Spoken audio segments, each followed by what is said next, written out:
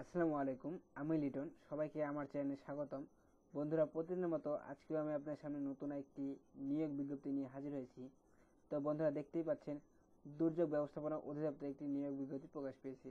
তো বন্ধুরা, আজকের এই ভিডিওতে আমি দেখে দেওয়ার চেষ্টা করব এখানে কি কি পদ আছে, কতটি পদ আছে এবং কোন কোন পদের জন্য কি কি শিক্ষাগত যোগ্যতা সহ কি কি অভিজ্ঞতা প্রয়োজন পড়বে এবং কোন কোন জেলার প্রার্থীরা আবেদন করতে পারবেন, কোন কোন জেলার প্রার্থীরা আবেদন করতে পারবেন না এবং আবেদন কত তারিখ থেকে শুরু হবে এবং কত তারিখ থেকে শেষ হবে, সম্পূর্ণ বিস্তারিত এই ভিডিওটি তুলে ধরার চেষ্টা করব।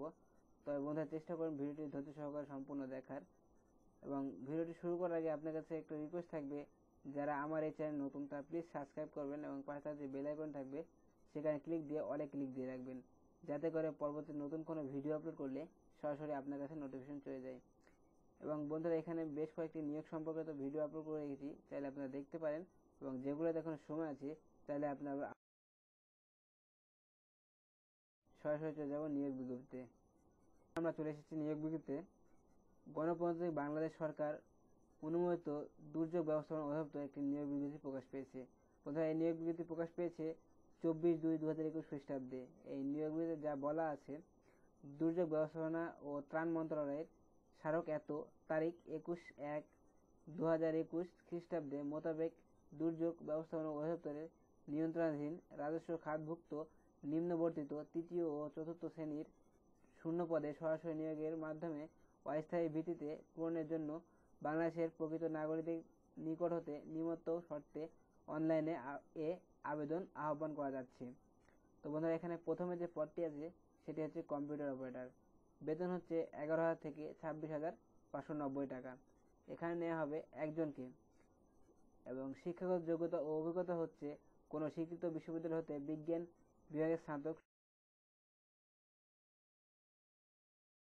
প্রতি মিনিটে বাংলায় 25টি শব্দ এবং ইংরেজিতে 30টি শব্দের গতিসহ সংশ্লিষ্ট বিষয়ে একটি টেস্ট যেটা দেওয়া লাগে সে বিষয়ে উত্তীর্ণ হতে হবে। তো বন্ধুরা, এখানে যেসব জেলার প্রার্থীদের আবেদন করার প্রয়োজন নেই সেসব জেলার সমূহগুলো আপনারা দেখে নেবেন, দেখে তারপর আবেদন প্রসেসে যাবেন। অর্থাৎ বন্ধুরা, তারপর যে পদটি আছে সেটি হচ্ছে ওয়্যারলেস অপারেটর, বেতার যন্ত্রচালক। বেতন হচ্ছে 9,700 থেকে 23,490 টাকা। এখানে নেওয়া হবে 11 জনকে। এর জন্য শিক্ষাগত যোগ্যতা ও অভিজ্ঞতা প্রয়োজন পড়বে সরকার অনুমোদিত টি&টি ইনস্টিটিউট হতে প্রশিক্ষণ সার্টিফিকেট বা কোনো স্বীকৃত বোর্ড হতে উচ্চ মাধ্যমিক সার্টিফিকেট পরীক্ষায় উত্তীর্ণ হতে হবে। বন্ধুরা, তারপরে যে পদটি আছে সেটি হচ্ছে সার্ভেয়ার।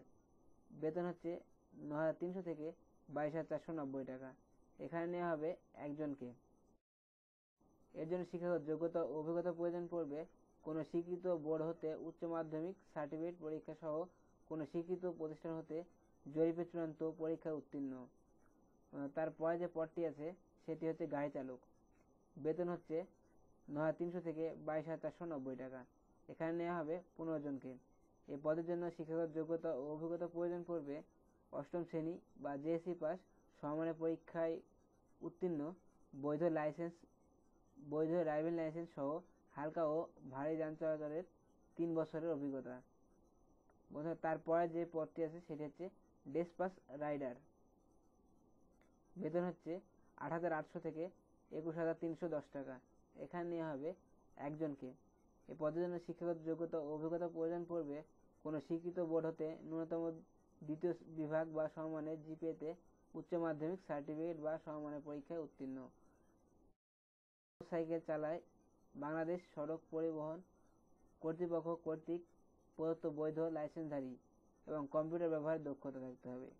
তো বন্ধুরা, এখানে যে জেলা প্রার্থীরা আবেদন করতে পারবেন না সব জেলাসমূহের নাম দেওয়া আছে, আপনারা আবেদন করার পূর্বে অবশ্যই দেখে নেবেন।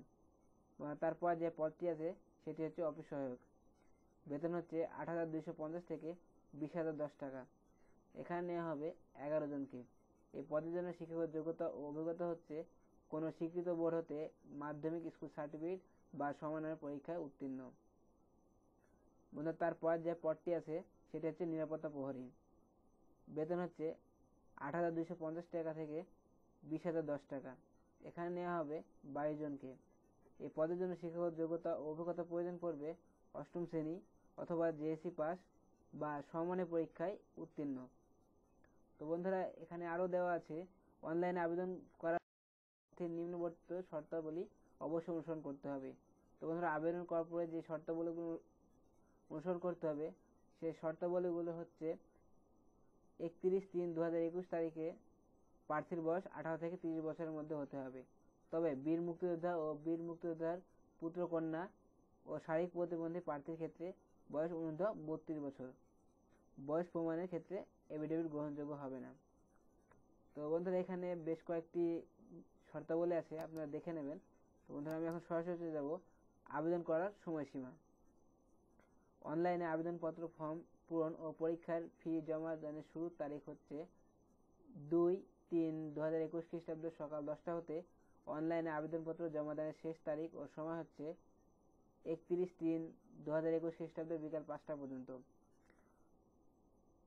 উক্ত সময়সীমার মধ্যে ইউজার আইডি প্রাপ্ত প্রার্থীগণ অনলাইন আবেদনপত্র এর সময় থেকে 72 ঘন্টার মধ্যে যে কোনো টেলিটক প্রিপেড মোবাইল থেকে SMS করে পরীক্ষার ফি জমা দিতে পারবেন।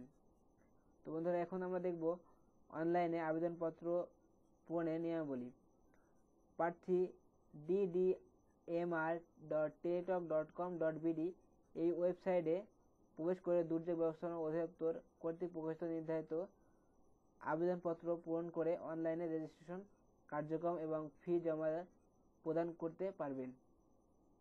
তো বন্ধুরা এখানে যে ওয়েবসাইটটি আছে সেই ওয়েবসাইটে প্রবেশ করে আপনারা আবেদনপত্র রেজিস্ট্রেশন করে ফি জমা দিতে পারবেন। তো অনলাইন আবেদনপত্রের প্রার্থী তার রঙিন ছবি 300x300 পিক্সেলের এবং স্বাক্ষর 300x80 পিক্সেলের স্ক্যান করে নির্ধারিত স্থানে আপলোড করতে হবে। ছবির সাইজ সর্বোচ্চ 100 কিলোবাইট এবং স্বাক্ষরের সাইজ সর্বোচ্চ 60 কিলোবাইট।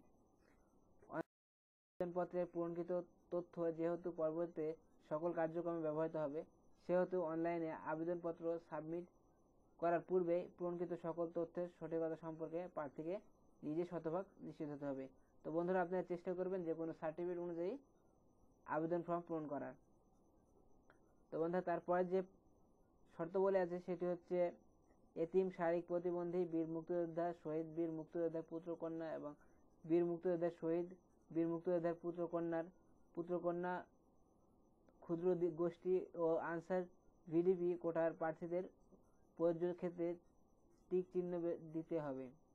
তো বন্ধুরা আবেদন করার সময় একটা অপশন থাকবে যেখানে এতিম যে একটা কোটা থাকবে সেখানে যে কোটা সে কোটায় টিক চিহ্ন দিতে হবে, দিয়ে আবেদন করতে হবে। প্রার্থীর অনলাইনে পূরণকৃত আবেদনপত্রের একটি প্রিন্ট কপি পরীক্ষা সংক্রান্ত যে কোনো প্রয়োজনে সহায়ক হিসেবে সংরক্ষণ।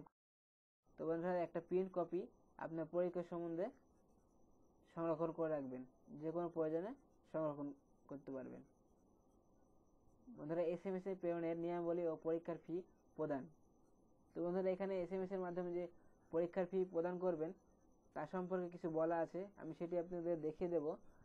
অনলাইনে আবেদনপত্র অ্যাপ্লিকেশন ফর্ম যথাযথ পূরণ করে নির্দেশনা মধ্যে ছবি ও সিগনেচার আপলোড করা সাবমিট সম্পূর্ণ হলে একটি প্রিন্ট কপি আসবে, যেটি নির্ভুলভাবে সাবমিট করা সম্পূর্ণ হলে প্রার্থী একটি ইউজার আইডি পাবেন।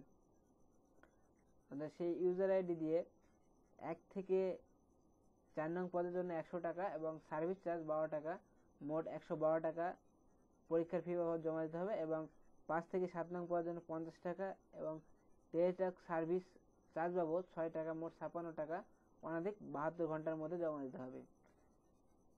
বন্ধুরা উল্লেখ এই যে অনলাইনে সকল অংশ পূরণ করে সাবমিট করা সম্পূর্ণ হলেও পরীক্ষার ফি জমা না দেওয়া পর্যন্ত অনলাইনে আবেদনপত্র কোনো অবস্থাতেই গৃহীত হবে না। তো বন্ধুরা আপনারা অ্যাপ্লিকেশনটি সম্পূর্ণ সাবমিট করা সম্পূর্ণ হলেও আপনারা যদি পরীক্ষার ফি জমা না দেন তো এটা পরীক্ষায় আবেদনপত্র সম্পূর্ণ গৃহীত হবে না। তো বন্ধুরা SMS এর প্রেরণের নমুনা এখানে দেওয়া আছে। তো বন্ধুরা প্রথমে আপনি যেখানে প্রথমে SMS দিবেন সেটি হচ্ছে DDMR স্পেস ইউজার আইডি লিখে সেন্ড করবেন 16222 নাম্বারে। তারপর একটি ফিরতি SMS এ নেম এবং সার্ভিস চার্জ যেটা আসবে সেই চার্জ কেটে নেওয়া হবে। একটি 8 নাম্বারে একটি পিন দেবে, সেই পিন দিয়ে আপনাকে ইয়েস প্রেস করে 16222 নাম্বারে সেন্ড করতে হবে। তো বন্ধুরা এখানে আরও নিয়মগুলি আছে, আপনারা আবেদন করার পূর্বে সম্পূর্ণ দেখে নেবেন। তো বন্ধু ধন্যবাদ আমার ভিডিওটি সম্পূর্ণ ধৈর্য সহকারে দেখার জন্য। এবং আবেদন করার সময় যদি কোনো সমস্যা হয় আমাকে অবশ্যই ইনবক্সে জানাবেন, আমি চেষ্টা করবো আপনাদের হেল্প করার।